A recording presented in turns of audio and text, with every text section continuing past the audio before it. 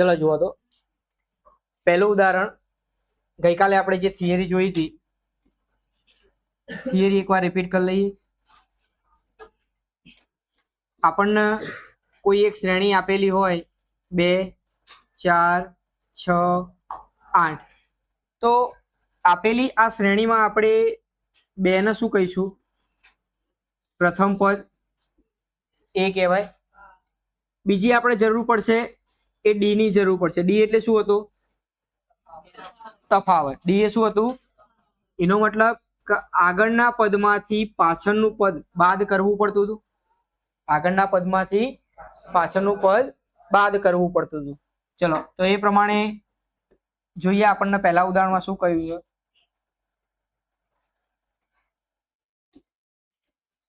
આપણને એક સમાંતર શ્રેણી આપેલી છે, એમાં આપણે પ્રથમ પદ અને સામાન્ય તફાવત કેટલો હશે એ કહેવાનું હોય. તો શ્રેણીને જોતા પ્રથમ પદ એ કેટલો આપેલો? 3/2. બીજું શોધવાનું આપણે ડી. ડી એટલે આગળના પદમાંથી પાછળનું પદ બાદ કરો. એવું જરૂર નહીં આ પહેલા 2 જ લેવાય, તમે વચ્ચેના કોઈ પણ લો, પણ ક્રમિક પદ હોવા જોઈએ. 1/2 માંથી 3/2 બાદ કરો, તેનો લચ્છા 2 થાય. લે 2 લચ્છા ઉપર 1 માઇનસ 2/2 2 સાફ થઈ જાય, વધ્યા આવડે ને. બીજું આપણને કીધું કે આપેલા બીજા ઉદાહરણમાં આપણને 4 દાખલા જે આપ્યા છે, એમાં કઈ શ્રેણી એ સમાંતર શ્રેણી છે અને કઈ શ્રેણી એ સમાંતર શ્રેણી નથી. હવે આવું કેવું હોય તો આપણે જોવું પડશે, તફાવત લાવવા પડશે. પહેલા તફાવતનું શું નામ આપીશું? D1. બીજાને, ત્રીજાને. જો આ 3 3 અથવા તો જેટલા તફાવત લો, તમે D4 લીધો હોય તો એ બધા તફાવત સમાન આવે તો સમાંતર શ્રેણી છે. જો સરખા ન આવે તો સમાંતર શ્રેણી નથી. શ્રેણીને જુઓ અને પછી એના તફાવત લખીએ. તો અહીંયા પહેલો તફાવત લખવો હોય D1. D1 તો કોની બાદબાકી કરવી પડશે? 10 માંથી 4 બાદ કરવા પડશે. 10 માઇનસ 6. હવે જો બધી શ્રેણીનો જવાબ 6 એટલે કે તફાવત 6 આવશે તો સમાંતર શ્રેણી હશે, બાકી હશે નહીં. ચલો D2, એના પછીના 2 ક્રમિક પદો લો. 16 માઇનસ 10, 16 માઇનસ 10 6. D3 22 minus 16 6. શું બધા તફાવત સરખા મળ્યા? આપણને મળ્યા. તો અહીં D1 બરાબર D2 બરાબર કેટલા મળ્યા હોવાથી આપેલ શ્રેણી સમાંતર શ્રેણી છે. સેમ આવા બીજા 3 3 દાખલામાં આપણે કરવાનું. બીજાનો બીજો શું કીધું જુઓ? 1 -1 -3 -5 જેટલી સંખ્યા આપી હોય એ બધાના તફાવત એકવાર ચેક કરી લેવાના. પાછળ પહેલા 2 માં તફાવત સરખો મળતો હોય, ત્રીજો તફાવત લો એમાં તફાવત સરખો ન પણ મળતો હોય તો ના મળે તો આપણે શું કહી દેવાનું? સમાંતર શ્રેણી નથી. ચલો પહેલા D1 લઈએ. D1 માટે -1 -1, આ માઇનસ તો આપણા તફાવતના છે તો કેટલા થયા? -2. D2 હવે ઉતાવળ ના કરતા, કઈ સંખ્યા છે? -3. બંનેનો તફાવત હતો. હવે એના આગળનું પદ લેવાનું હતું. આગળનું પદ કયું? -1. -3 માઇનસ માઇનસ પ્લસ થશે. -3 માં 1 ઉમેરો, -2. એ જ રીતે D3. ચલો D3 માટે -5 માંથી -3 બાદ કરો, -5 -3 -5. આ બેનો સરવાળો થઈ જશે એટલે પ્લસ બન્યા 3. -5 માંથી 3 જાય તો અહીં D1 બરાબર D2 બરાબર માઇનસ હોવાથી આપેલ શ્રેણી સમાંતર શ્રેણી આવડે. ચોથું કયો લઈશું? પર્પલ.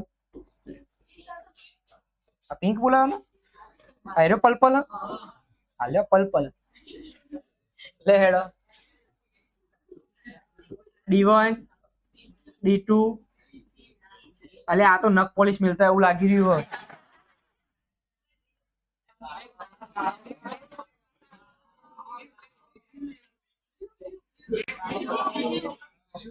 આ ચાલશે. અલે આ તો હું કોઈ મેક તમે છે નહીં બનાવવાનું. ચલો ભાઈ આપણે પહેલો તફાવત લઈએ. D1 માટે શું કરશું? 2 માઇનસ માઇનસ 2 પ્લસ થઈ જશે. બીજો તફાવત -2 માંથી 2 બાદ કરો માઇનસ. હવે જુઓ એક તફાવત કયો મળ્યો? 4. બીજો કયો મળ્યો? ત્રીજો શોધવાની જરૂર. તો અહીં D1 નોટ ઇક્વલ ટુ હોવા આપેલ શ્રેણી સમાંતર શ્રેણી આવડે ને આવતો. એના પછી આવી શ્રેણી જોવા મળે એટલે સીધી ખબર પડી જાય કે સમાંતર શ્રેણી નથી, પણ હરખમાં આવી જવાનું નહીં, જોવાનું એકવાર. ચલો D1 1 માઇનસ 0, D2 1 માઇનસ 1 જ થાય ને. ત્રીજામાંથી બીજું બાદ કરવાનું, જવાબ. ચલો D3 હવે ચોથામાંથી ત્રીજું બાદ કરો 2 માઇનસ. તફાવત બદલાઈ ગયો. પહેલા કેટલો આવતો હતો? 0. કેટલો થઈ ગયો? 1. અહીં D1 બરાબર D2 ખરું, પણ નોટ ઇક્વલ ટુ હોવા આપેલ શ્રેણી સમાંતર શ્રેણી. હવે જુઓ કોઈને એવું હોય કે આવું લખવું નહીં અમારે, તમે લખી શકો. અહીં સામાન્ય તફાવત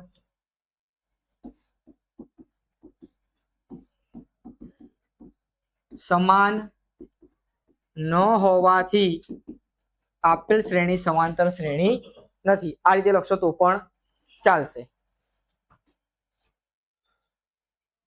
હવે આવે છે સ્વાધ્યાય 5.1 નો પહેલો દાખલો. આપણને આવી શરતો આપેલી હશે, એ શરતના આધીન આપણે એક શ્રેણી બનાવવાની. પહેલા શું બનાવવાનું? હવે એ શ્રેણી સમાંતર શ્રેણી છે કે નહીં એવું આપણે કહેવાનું. ચલો શ્રેણી હોઈ શકે, પણ એ સમાંતર હોય કે ના હોય એના માટે શું વિચારવાનું? શ્રેણી આપી હોય એ સમાંતર ક્યારે હોય? તફાવત સમાન હોય તો થાય, નહીં તો સમાંતર થાય. શ્રેણી કહેવાય, પણ સમાંતર થવા માટે શું કરવું પડશે? તફાવત કેવો લેવો પડશે? બધાનો સરખો લેવો પડશે. ચલો તો આપેલી શરતો જે એના આધારે આપણે શ્રેણી બનાવીએ. ટેક્સીનું ભાડું પ્રથમ કિલોમીટર માટે 15 રૂપિયા, એટલે પહેલું પદ કયું બન્યું? 15. અને વધારાના કિલોમીટર માટે કેટલા રૂપિયા લેવામાં આવે? તો પહેલું જ લખીએ અહીંયા, પ્રથમ કિમીનું ભાડું. તો ઠરી ગયું. કેટલું? પહેલા કિલોમીટરનું 15 રૂપિયા. કેટલું? 15. હવે એના પછી બીજા કિલોમીટર માટે લખવું હોય તો બીજા કિમીનું ભાડું. ચલો 15 તો હતું જ, વત્તા બીજા કિલોમીટર માટે કેટલા ઉમેરાશે? તો 15 ના 8, 23 રૂપિયા. એ જ રીતે ત્રીજા કિમીનું ભાડું 23 હતા, એમાં બીજા કેટલા ઉમેરાશે? 8. બોલો 31. અને છેલ્લે ચોથા કિમીનું ભાડું 31, એમાં દર વખતે કેટલા ઉમેરી છીએ આપણે? 8. 39 રૂપિયા. અહીં મળતી શ્રેણી કઈ થઈ? શ્રેણી 15, 23, 31, 39. આ આપણને શ્રેણી મળી. હવે આ સમાંતર છે કે નહીં આપણે કહેવાનું. તો પહેલા D1 શોધો. 23 માઇનસ 15 8. D2 31 માઇનસ 8 અને D3 39 બરાબર. તો આમ D1 બરાબર D2 બરાબર D3 હોવાથી આપેલ શ્રેણી સમાંતર શ્રેણી આવડે ને? હવે જુઓ આવે આવી જુઓ વ્યવસ્થિત રકમો બરાબર જોતા રહેજો. નળાકારમાં રહેલ હવાનું પ્રમાણ હવા કાઢવાના પંપ દ્વારા દર વખતે નળાકારની બહાર રહેલી હવાનો બાકી રહેલી હવાનો ચોથો ભાગ બહાર કાઢે, હવા કાઢી દેશે. બરોબર? હવા કાઢવાનો પંપ એટલે હવા કાઢ્યું જોવા તો આ શું કહેવા માંગે? આ એક નલાકાર, કલાકાર નહીં, પૂર્ણ નલાકાર. હવે આ નલાકારના આટલા ભાગની અંદર 4 ભાગ થઈ ગયા. કેટલા ભાગ થયા આપણા જોડે? 4 ભાગની અંદર હવા ભરેલી. હવે એવું માની લો આખું ભરેલું, પણ આપણે એના 4 ભાગ કરી દીધા. હવે પહેલી વાર જ્યારે હવા કાઢવાનો પ્રયત્ન કરશે એટલે દરેક વખતે કેટલી હવા બહાર નીકળે? એનો મતલબ પહેલી વાર જ્યારે કાઢી હશે એટલે આટલા ભાગની હવા બહાર નીકળી ગઈ હશે. નીકળ્યો કે ના નીકળ્યું હોય? નીકળ્યું હોય તો વધ્યો કેટલો ભાગ? 3 ચતુર્થાંશ વધ્યો. હવે જ્યારે હજુ હવા કાઢશે એટલે આ જે ભાગ વધ્યો એનો ચોથો ભાગ બહાર નીકળી જશે. નીકળો તો એ કેવી રીતે ગણવું? એના માટે પહેલા આપણે એક ઉદાહરણ લઈએ. માની લો કે આની અંદર 800 લીટર હવા ભરી છે. કેટલી છે? 800 લીટર. હવે આ 800 લીટરમાં પહેલી હવા કાઢો એટલે ચોથો ભાગ બહાર નીકળો. તો 800 ના અંદરથી આપણે કયો ભાગ બાદ કરવાનો? 800 નો ચોથો ભાગ બાદ કર્યો. એનો કયો ભાગ કાઢવાનો? તો આ બાકી રહેતી હવા મળી. જુઓ તો ચલો આનાથી વધારે તમને ડાયરેક્ટ ના સમજવું હોય તો આ રીતે સમજાવું. આપણા જોડે હવા કેટલી હતી? 800 લીટર. ચલો પહેલી વારમાં હવા બહાર કાઢશે તો 800 નો ચોથો ભાગ બહાર નીકળશે એટલે 200 લીટર હવા બહાર નીકળી હશે. તો બાકી રહેલી હવા કેટલી થઈ ભાઈ? 800 માઇનસ તમે શું કર્યું? તો વધી કેટલી? હજુ પાછી આનો કયો ભાગ બાદ કરવાનો? 600 નો ચોથો ભાગ એટલે 150 વધે. કેટલી વધે? 150. પણ વધી કેટલી? 600 માંથી 150 જાય તો 450 વધે. વધે ના વધે? તો જે વધ્યું હોય એમાંથી ચોથો ભાગ બાદ કરવો પડે. જેટલી હવા હોય એમાંથી શું કરવો પડશે? ચોથો ભાગ આપણે બાદ કરવો પડશે. જુઓ તો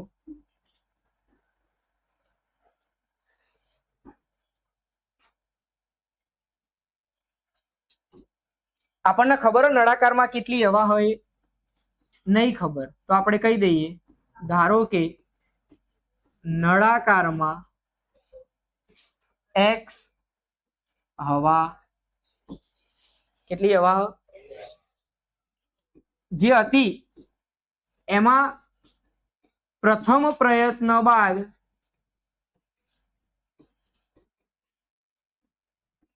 બાકી રહેતી હવા. ચલો પહેલો પ્રયત્ન કર્યો, એમાં કેટલી હવા બાકી રહી હશે? તો હવા કેટલી હતી અંદર? x હતી. તો પહેલા પ્રયત્નમાં ચોથો ભાગ નીકળી જાય. કેટલો ભાગ નીકળ્યો? તો એટલો ભાગ મૂળ હવામાંથી શું કરવો પડે? બાદ કરવો પડે. તો આપણે શું કર્યું? x હવા હતી, એનો ચોથો ભાગ શું કર્યો? બાદ કર્યો. 4 એકુ 4x માઇનસ ભાગ્યા વધ્યા કેટલા? 3x ભાગ્યા. તો પહેલા પ્રયત્ન બાદ કેટલી હવા બાકી રહી? 3x ભાગ્યા. ચલો હવે બીજો પ્રયત્ન કરો. બીજા પ્રયત્ન બાદ બાકી રહેતી હવા કેટલી હવા હતી? 3x ભાગ્યા. એમાંથી બાદ કેટલી કરવી પડે? તો જે હવા હોય એનો ચોથો ભાગ. હવે x ને ભૂલી જવાનું અહીંયા. હવે શું જોવાનું? જે હવા હતી એનો ચોથો ભાગ બાદ કરો. કેટલી હવા હતી? 3x ભાગ્યા એનો ચોથો ભાગ એટલે 1/4 ના કહેવાય? ચોથા ભાગ ના આવું લખાય ને? સાદુરૂપ આલો. 3x ભાગ્યા 3x ચાંગુ ચાંગુ 16. હવે જુઓ અહીંયા લસા 4 16 કરવો હોય, લસા કેટલો લેવો હોય? તો 4 વડે ગુનો 4 વડે ભાગો. ચલો 16 લસા લઈએ. 4 તરી 12x માઇનસ 3x. પૈદા કેટલા? 9x ભાગ્યા 16. આ બીજા પ્રયત્ન પછી આટલી હવા વધી. અહીં બાકી રહેતી હવાની શ્રેણી કઈ મળી? પહેલા કેટલી હતી? x. પછી કેટલી થઈ? 3x ભાગ્યા. પછી કેટલી થઈ? ચલો શ્રેણી મળી. આ શું મળ્યું આપણને? જો સમાંતર મળી. તો ચલો સમાંતર માટે શું કરવું પડશે? સમાંતર માટે d1. ચલો d1 કરો. 3x ભાગ્યા એમાંથી શું બાદ કરવાનું? x બાદ કરો. 4 એકુ 3x માઇનસ 4x ભાગ્યા માઇનસ x ભાગ્યા 4 વધે. 3 માંથી 4 જાય તો માઇનસ x વધે ને? આ રહ્યા જુઓ. આયા? તો બીજો જવાબ શું આવશે? જોઈએ. d2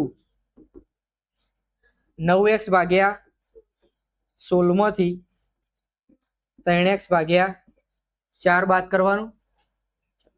લસા કેટલો કરશું? 16. ચલો 16 લસા કરવા માટે 4 વડે ગુનો 4 વડે ભાગો. 16 9x થશે. આ તો આને કોઈ કરવાનું. આને 4 વડે ગુણો 4 તરી વધ્યા કેટલા? માઇનસ 3x ભાગ્યા. થઈ ગયા? જુઓ તો પહેલો તફાવત કેટલો આવ્યો? બીજો તફાવત કેટલો આવ્યો? તો અહીં d1 નોટ ઇક્વલ ટુ હવા આપેલ શ્રેણી સમાંતર શ્રેણી જગ્યાનો અભાવ. ફૂલ ચીંગુ છે. જો હેડો આવો દાખલો આપણે ત્રીજા ચેપ્ટરમાં જોઈ લીધેલો.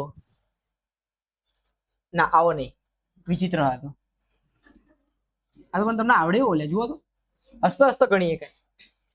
જુઓ તો પહેલા મીટર માટે ખાડો ખોદવાનો. શું કરવાનો? એમાં ભૂસકો મારવાનો. પહેલા મીટર માટે ખાડો ખોદવાનો ખર્ચ કેટલો? 100 ના. પછી પ્રત્યેક માટે કેટલા ઉમેરવાના? ચલો આગળના મીટર માટે, ત્રીજા મીટર માટે 250 300. તો શ્રેણી શું મળી? 150 200 250 300 મળી. બધાનો સામાન્ય તફાવત કેટલો? બોલો. સમાંતર શ્રેણી કહેવાય. આવડે લે મજાક હે? હો એમાં લખવાનું રહી ગયો.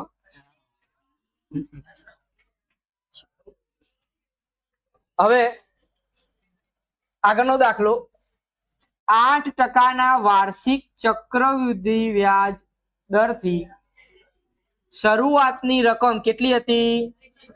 10,000 બોલાય. કોને કેટલા બોલાય? તો દર વર્ષે ખાતામાં કેટલા જમા થતા હશે? જમા થાય પેલા તો ઉડી જાય. આવવાના આવે પેલા તો કેવા જવા દેવાની, રોકાણ કરવું પડે ને. જોવા દો.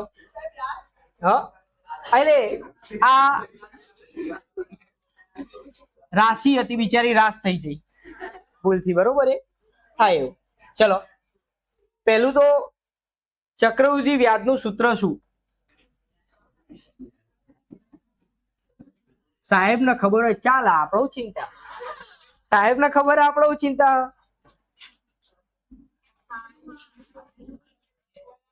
યા આઈ પછી જોવા દો, બરાબર પી પ્લસ 1 વત્તા આર ભાગ્યા ની એન અથવા ટી બંને લખતા હતા તમને, કાં તો એન કાં તો ટી. યાદ? એટલે હવે આ બધા ઓળખો. પેલા આ કોણ? મુદ્દલ. જેટલી રકમ મૂકી હતી એ મુદ્દલ. એક ના તો એક જ કહેવાય. આર, આર એ શું?